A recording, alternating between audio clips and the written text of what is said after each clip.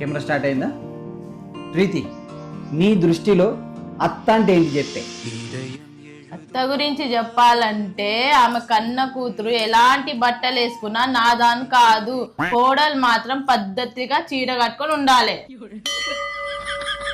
అత్త గురించి చెప్పాలంటే రోజు చెప్పిన ముచ్చట 10 సార్లు చెప్తుంది. మా అబ్బాయి కోసం అమ్మాయిలు క్యూ కట్టేదని, మరి మేమేమో రోడ్లో పోంటే అబ్బాయిల కోసం తిరిగినట్టు.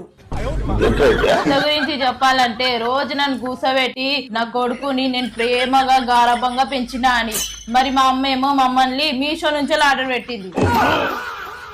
అత్త గురించి చెప్పాలంటే అల్లుడు బిడ్డను మంచి చూసుకుంటే శ్రీరామచంద్రుడు, అదే కొడుకు కోడల్ని మంచి చూసుకుంటే కోడలు ఏదో మందు పెట్టింది అంటది.